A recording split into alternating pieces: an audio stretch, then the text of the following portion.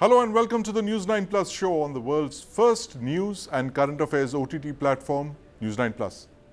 India is dealing with Chinese aggression in Ladakh along the line of actual control. And China is also renaming places in Arunachal Pradesh, an Indian state. Meanwhile, a delegation of US lawmakers led by the House Foreign Affairs Committee Chairman McCaul and former House Speaker Nancy Pelosi are meeting the Dalai Lama in Dharamshala. The delegation also includes McCaul, a Republican from Texas. He's the main sponsor of the Tibet Resolve Bill, which was passed on the 12th of June in the House of Representatives.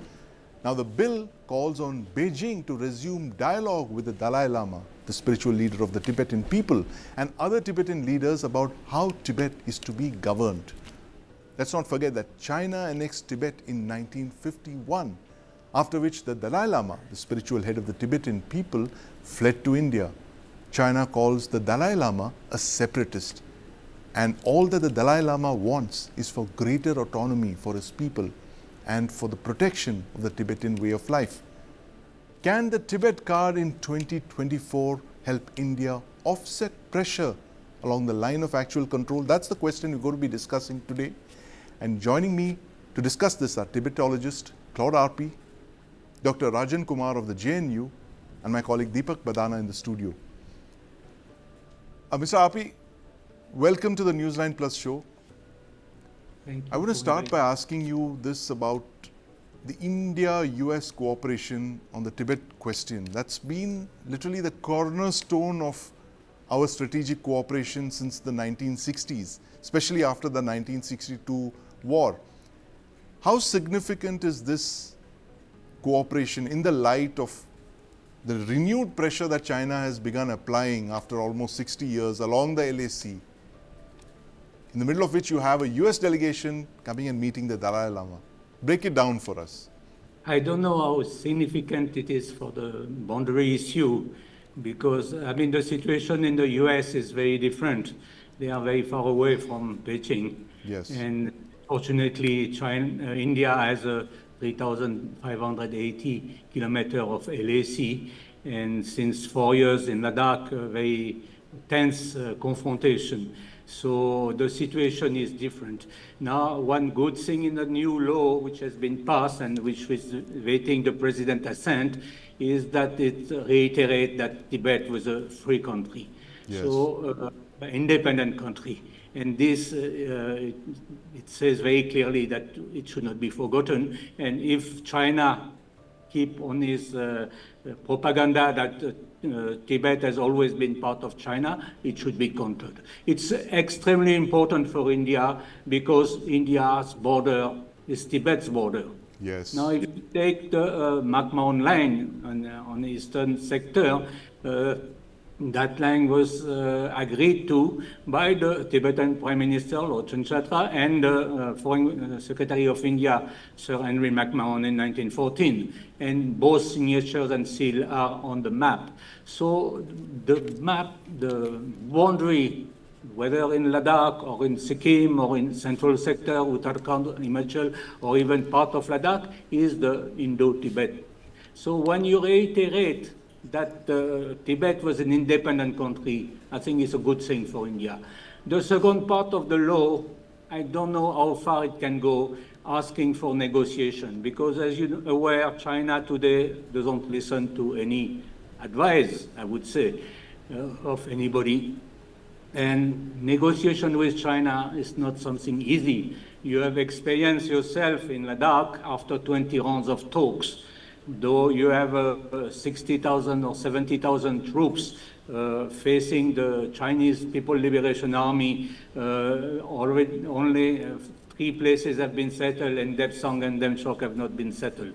So Tibet doesn't have an army, doesn't have any real power. That's what is a power today in this world in which we are living. So that's make it very difficult, because if India is not able to settle Depsang and Demchok, I don't see how Dharamshala is going to settle for what His Holiness called a genuine autonomy. Right. And I'm going to bring in Dr. Rajan Kumar on this. Dr. Kumar, can the Tibet card in 2024 help India offset the pressure along the LAC?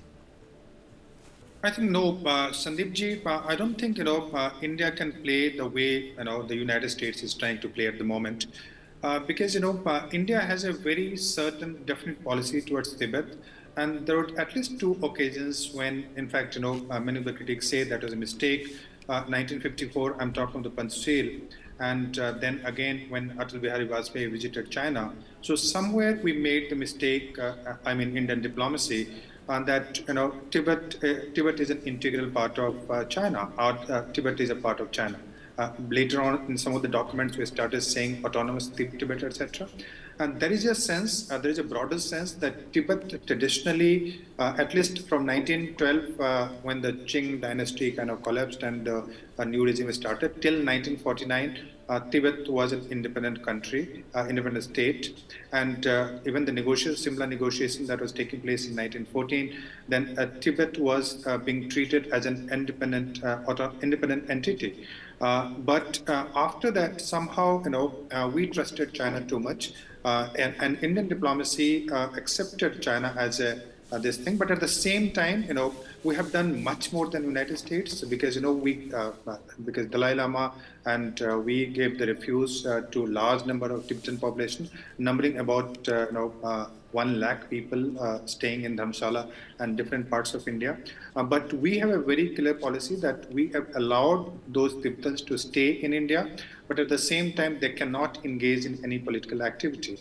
And if you see the government's policy, there were many occasions, even in the last 10 years, I can tell you that our government did not actively allow many of the conferences to take place because the government thought that it might give a kind of wrong message to China. So government is very cautious, careful when it comes to the issue of playing Tibet as a card. We have our border issues with China, and we're dealing it separately. We are not trying to link that in any way with the issue of Tibet. So we are not playing that Tibetan card there also when it comes to the border issues with. And we also know that our 3,500 kilometers of border, most of the borders that we have is with Tibet, Mahon line that you call it. But we are not willing to play a Tibet card. Till now, I can tell you that I do not see any shift in India's policy towards Tibet. This visit of Nancy Pelosi that you were referring to, that indicates that somewhere India is willing to take that kind of step, which earlier it was not willing. But beyond that, India is not doing much. I do not see much of safety in India's policy towards Tibet. And also that, yes, as far as China is concerned, we have clearly shifted in the last few years when we became very active player in Quad, and we're also trying to become, doing this military exercise, etc., with Quad members, which basically, which goes against China. But as far as this Tibetan refugee or Tibetan issue is concerned, we are cautious, we are careful. We are also in a very difficult situation because Dalai Lama's age is a factor. He's about 90 years old, and there is a sense that what happens if he kind of, something happens to him.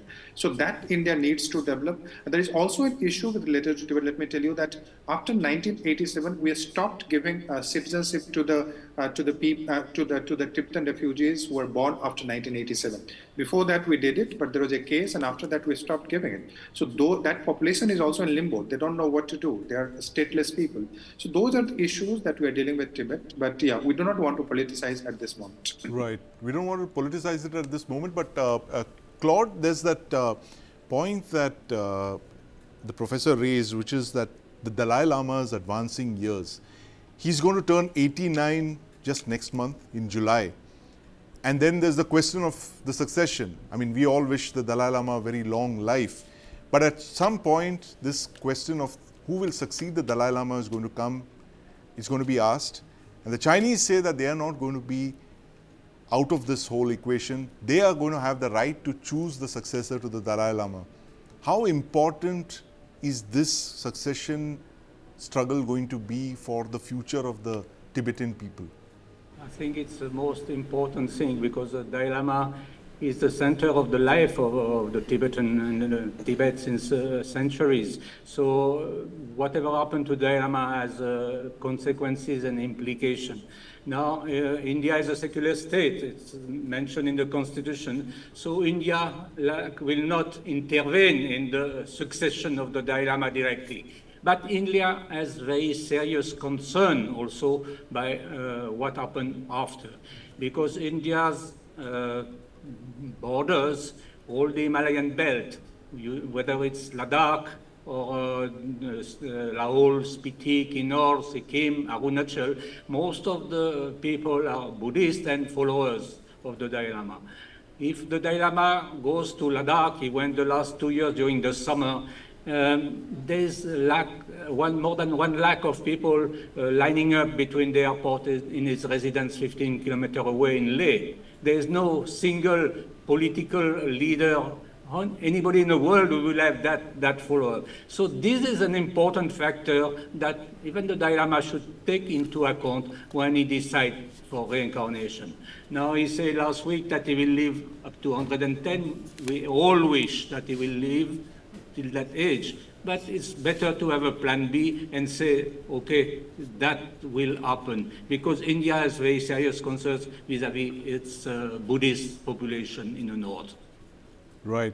Deepak, as as Dr. Rajan Kumar mentioned, that India might be wary of playing the Tibet card for obvious reasons, that you share a contentious boundary with China, the LAC, and you've troops deployed in eyeballing each other.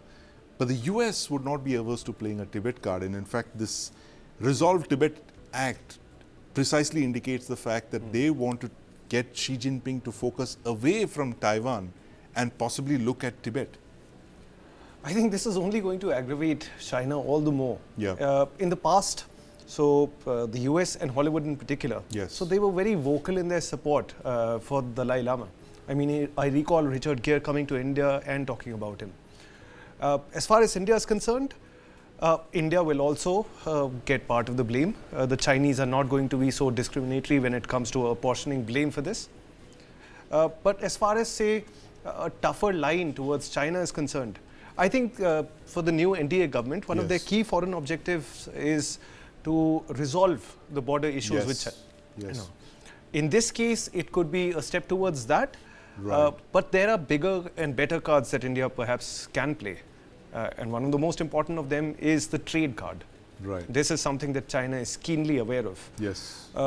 So let's see, I think, interesting times ahead. Interesting times ahead, and that quote that's attributed to the Chinese, which is that may you live in interesting times. That is something that's oft repeated in the India-China context. But Dr. Rajan Kumar, Xi Jinping is possibly the only major global leader who hasn't wished Prime Minister Modi on his third term. Right? There seems to be a Cold War. I remember he did that in 2019, but in 2024, of course, much water has flown down the Yangtze. How do you think he's going to see this visit of the US delegation to meet the Dalai Lama at this juncture, when he is facing off against Taiwan, he's got an issue in the South China Sea, and then you have a US Congress, very high profile delegation landing up to meet the Dalai Lama? I think, there's a very serious diplomacy going on. The fact that India allowed this to happen, and Nancy Pelosi is a known provocateur, let me tell you. She, if you remember, just a few months back, she was in Taiwan, and Taiwan was surrounded by the Chinese army from different sides. And she went despite requests from many of the US policymakers not to visit, but she was speaker and she had the right to go, so she decided to go. In our case, we have to be careful. If we have to fight with China, we should be fighting in our own terms, and we did that in the Galwan crisis, and the entire world knows about it. But we should not be provoked by any third country. We should not become the part of the larger US game, where what you rightly pointed out, that this might be a greater US strategy to shift the focus away a bit from Taiwan. And that may be dangerous for India and a number of other countries in the region. So we have to be careful. We have to be very diplomatic. Yes, we as a democracy, we do not, we cannot stop anybody from meeting other people. And we treat Dalai Lama as a very important spiritual leader. We only request the Tibetan community not to participate politically in India. Outside, they are free to do whatever they want to do. But yes, we should not be the kind of, we should not become the Ukraine for the United States, if I can use the term another way. So yes, and we have stood very firmly against China, and our resources are enough. And even during the China conflict, we said very clearly to both Russia and United States that we do not want any third party, either mediation or support. So we are very clear that, and we are sufficient, we are capable to deal with China. But we should not become a part of this US grand strategy where it would like to engage other countries against China, and we have to be extremely careful about it. But coming to your question that how China would treat it, so China would treat this visit as an act of hostility. It would create some kind of tension again between India and China. But India is not worried about that, and Prime Minister Modi is not expecting any kind of legitimacy from Xi Jinping, who has not greeted, as you said. Doesn't really matter. India is a democracy and is a vibrant democracy, as this election has proven again. So we should not be worried about what China is thinking. We should also not be worried about any kind of legitimacy coming from China, because China is not. The Xi Jinping can remain in power forever, but in India, in a democracy, we cannot allow that kind of situation to happen. And we do not appreciate that kind of leadership, nor do we expect some kind of legitimacy from that kind of authoritarian Right, leadership. absolutely. Yeah, very important points there, Dr. Kumar. And Deepak, while we're talking about the visit of the US Congress delegation to meet the Dalai Lama, you have President Putin in North Korea at this very moment. So as Dr. Rajan Kumar mentioned, there's some serious diplomacy at work across the globe. Old relationships are being revived, old grand strategies are being revived. And of course, the point that he made is spot on, the fact that it is for India to tread that very fine line between our interests and what the US interests are in this case, and certainly avoid being played by any other country, because we, at the end of the day, have our own battles to fight. But thank you very much, gentlemen, for joining us this evening on this fascinating discussion of US delegation meeting the Dalai Lama precisely at the time when China is eyeballing Taiwan across the Taiwan Straits. Thank you very much, Dr. Rajan Kumar, my friend Claude Arpi, and my colleague Deepak Bhadana at News 9 Plus studio. A passenger on board an Air India flight from Bengaluru to San Francisco finds a metal blade in a bowl of chaat in an in-flight meal that was served to him. A customer in Noida found a centipede inside an ice cream tub. And a Mumbai-based doctor allegedly found a human finger in the ice cream that he had ordered online. A dead lizard found in a food plate in Delhi. Now, all of these incidents, interestingly, happened in the month of June. And we're not even talking about chemicals mixed in food items. These incidents of foreign objects found in food bear the question. We're asking, what are the rights of the public? What can they do? What are the provisions to reduce consumer issues such as bad food quality, unhygienic cooking styles, and more? Joining me to discuss this are Professor Bijon Mishra, consumer expert, Mr. Mahesh Zagade, former Commissioner, FDA, Maharashtra, and former Principal Secretary, the Government of Maharashtra, and my colleague Krishna Kumar in the studio here with me. Krishna, we've heard of finger foods. We haven't heard of fingers being found in food. That ice cream incident, bizarre. Absolutely bizarre and disgusting and dangerous. The point here is that it's no laughing matter. It's no laughing matter, because what happened to all those quality checks before a product was rolled out of that processing unit? How come that it slipped everything? And it's not something small. It's a finger that we're talking about. My initial reaction to that was that probably one of the workers over there had an accident in which the finger got lopped off. It fell inside, and they didn't bother checking as to what happened to the finger while they were attending to the person whose finger was lopped off.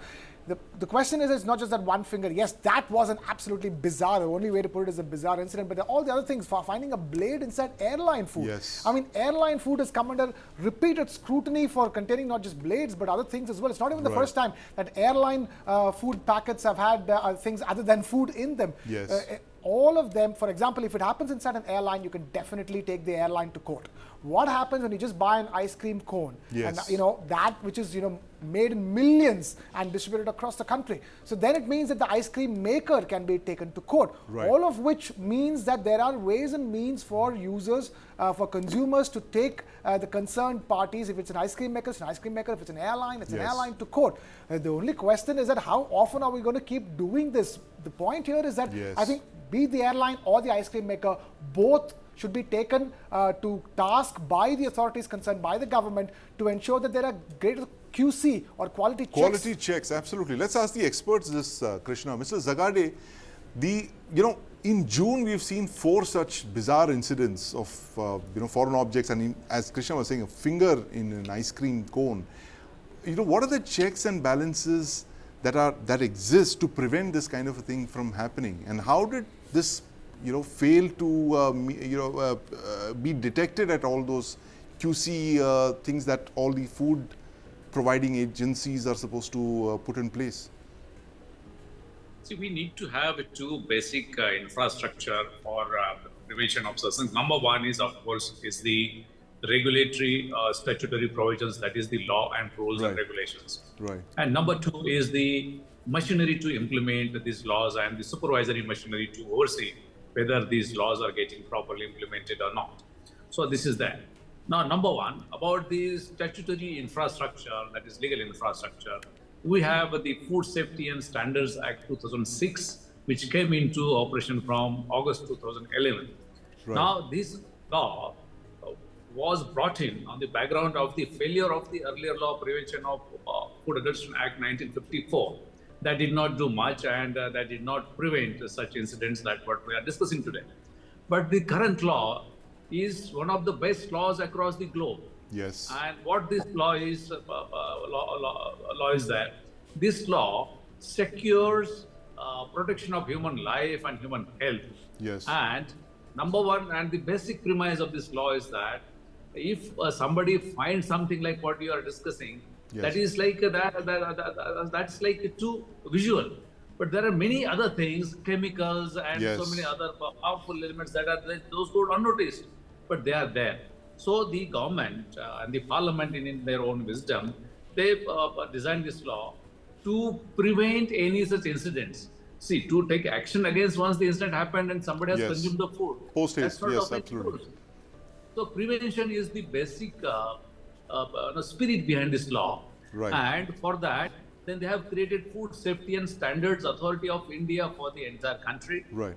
And for every state, Food Safety Commissioner of the rank, not below the Secretary of State Government. And of course, this entire network of the food safety officers and all that, it is there. So if you ask me whether there is any proper legal infrastructure, yes, it is one of the best in the world. Whether the machinery and the supervisory machinery, yes, they are there. And whether this machinery, whether it is being implemented, then let me tell through you to the country that probably this is one of the most lopsided implemented laws in the country. Because, see, it is like every day something is happening and some national action is taken against those perpetrators of such, I would call it as a crime only, like those who fail to comply with the regulations. But that's not enough. This country has forgotten to take action against those officials who are supposed to implement it, supposed to supervise it. And unless and until some action is taken against them, let's say, for example, you suggested about some fingers found in ice cream or metallic blade in airline. Oh, see, action against those manufacturers or distributors would be taken. But that's not enough. Action against the Food Safety Commissioner and action against the officials of the Food Safety and Standards Authority, unless and until that is done, this is not going to stop at all. The country should take note of this. Otherwise, it's like a disastrous existence. Absolutely, it's a disaster. And if you're looking at, like you said, Mr. Zagade, the fact that these were all visual evidence of contaminants in your food. I mean, I'm really worried to think about what else that we can't see that goes into the food, possibly the chemicals and the adulterated material that goes in that we consume without knowledge. But Professor Mishra, as a consumer activist, what's your view on this? We have all the best laws in the world, as Mr. Zagade mentioned, but it's a question of implementing it and punishing the guilty and the accused in this. What do you think will come out of all these rash of incidents that we've seen in June? Is anyone going to get punished for these transgressions? See, let me tell you my experience. It took us 10 years to make this law, Food Safety and Standards Act of 2006, which actually sunsetted the Food Adulteration Act, which was there earlier from the British Raj. And then I was very fortunate to be nominated as a member of the Food Safety Authority representing the consumers in the authority from 2008 to 2013. Now, during that tenure, the stress which I made maximum as a member of the authority was to build a strong surveillance mechanism to ensure that the law is implemented. As Mr. Zagade mentioned, that implementation is the core, is the heart of any law. If you make the best of law and if you're not able to implement it, then that law is zero. So what we have to understand is, how do you implement a law efficiently and effectively? In order to do that, first is standard. Now this ice cream maker, he would have neglected the whole good manufacturing practice. Yes. For example, the food served by the airline to the passengers, there has been a total neglect in terms of adopting the best manufacturing and processing and packaging practices. And our law gives the best kind of standard. We have the best of standard to be implemented. Now, who follows those standards is very critical, and how you follow the standard is very critical.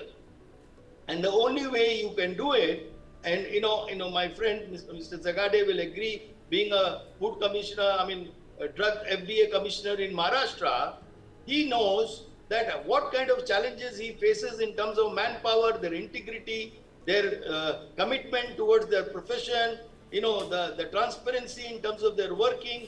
Nothing is accountable and transparent to the consumer. We don't even come to know the process, adopt it.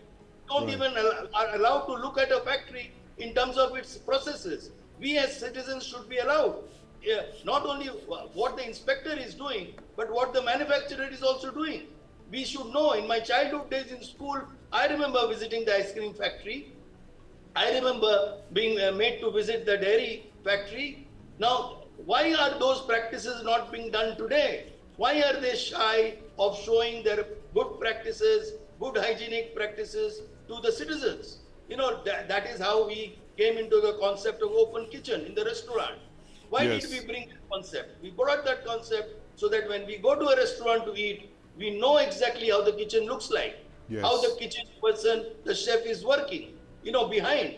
We want to see it. It has to be transparent. It is not there. And that is the key reason why we are getting these kind of, errors and, substandard products and sub-quality products being supplied to us at a price which is abnormal. Absolutely.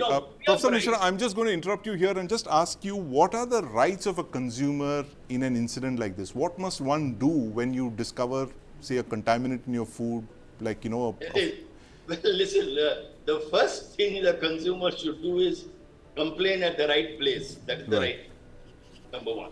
Number two, the consumer must make sure that the government works in its favor, not push the consumer to go for legal justice.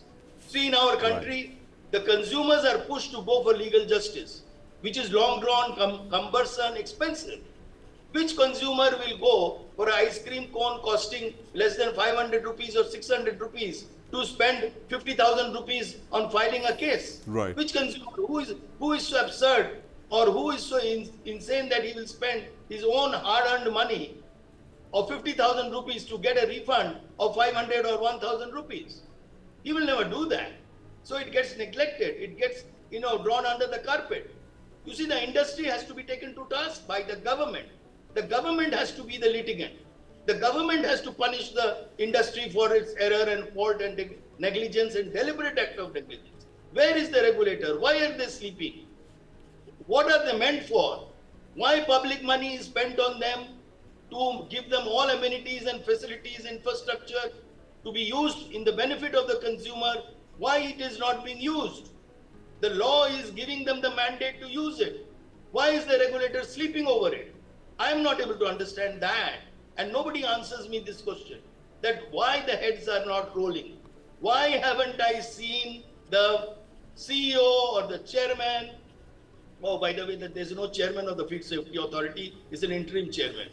Their heads must roll when such incidents happen. No, the fact that you mentioned there's an interim chairman suggests that there's a manpower issue or a shortage. Mr. Zagade, you hinted at this earlier on, that there is a shortage of personnel, inspectors. Tell us how difficult it is for you when you were in the FDA to run an organization that's, that has public safety at its very core. See, like Rajan has said about the flaws in the implementation, I agree with him. No issue about that. But let me tell you one thing. The machinery is there, adequate machinery is there. How much machinery you need? I mean, there will not be any requirement will go on and on and on. But whatever machinery I had at my disposal, what you are required is to put them in right perspective and get the work done from them. Now, if you scan my 3 years, that will be a study in itself. Now, it is not the machinery that I brought from outside. It's the same machinery I put to job. Maybe you require more machinery, but with the existing machinery also, you can really do a wonderful job and you can secure implementation of this law. Now, the flaw doesn't lie with the political leadership. The flaw lies with the administrative leadership, the secretaries, the secretaries of health, or in some states, secretaries of food, and the commissioners or food safety commissioners. Their heads must roll like Rajan has said about the Food Safety and Standards Authority. Unless until that happens, it is not going to change anything. Now, if why these heads do not roll? That is the question. Right. Let me tell you, and I don't have anything to hide. It's only the money that plays the role, just money. And in India, there's a culture of hafta. Probably the FDAs and Food Safety Commissioners' offices all across the country, they are involved in this. And I have said this on so many occasions. The law is such that all the activities and events in food sector, they are either licensed or the registration is taken from farm to fork. Right. Like sourcing of raw material, transportation, processing, storage, wholesale distribution, and the retail distribution. So everything is there. All precautions are there in the statute, including what it should contain and what it should not contain. The food product that has got some aberrations is not supposed to come in the market.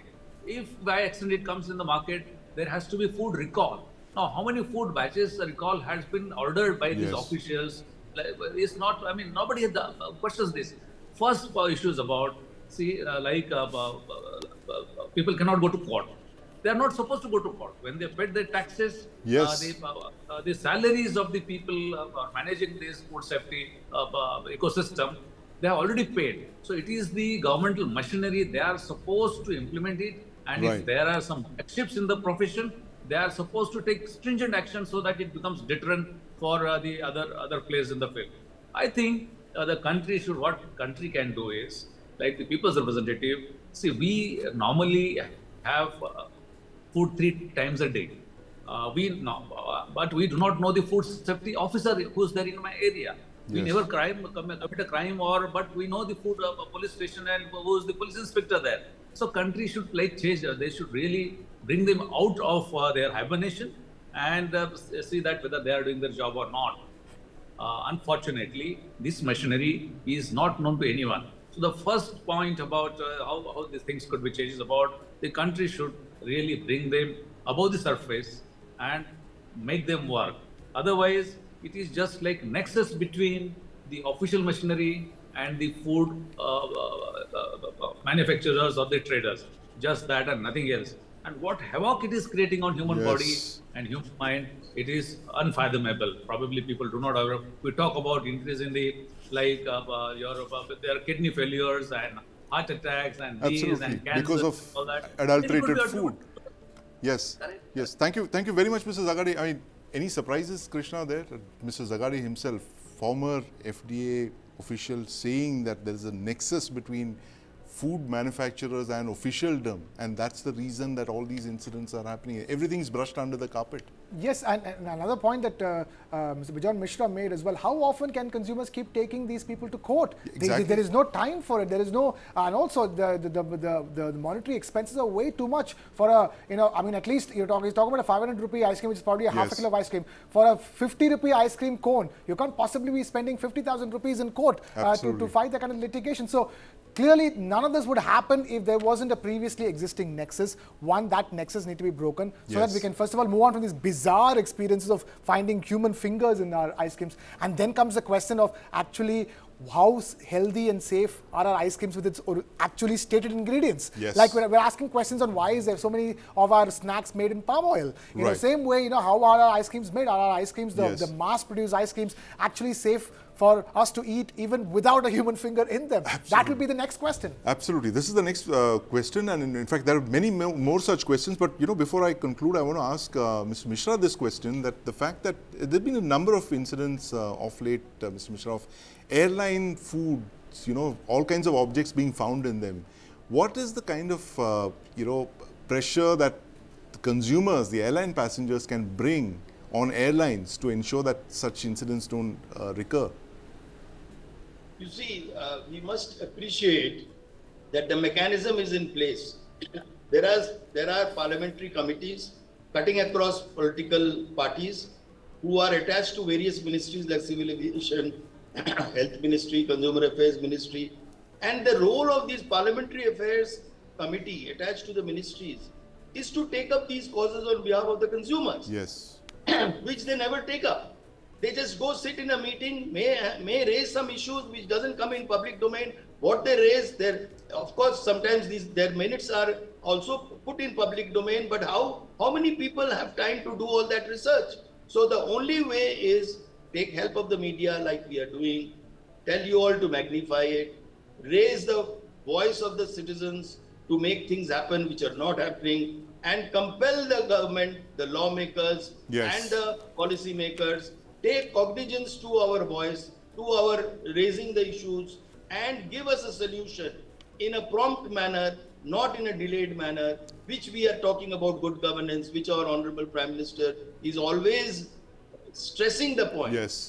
Absolutely. Less government, more governance. So we need good governance. We need good governance. Absolutely. Couldn't agree with you more there, Professor Mishra. And I think that's a fitting conclusion to this, the fact that it is the government that is asleep in all of these cases. And as tax-paying citizens, the next time you find something in your food, it's up to you to raise your voice, blow the whistle, and get the sleeping government to act, to crack down. But thank you very much, Professor Mishra, Mr. Zagade, and my colleague Krishna Kumar for throwing light on this topic that affects all of us. Finger in your ice cream, and God knows what else in your food that's being served to you.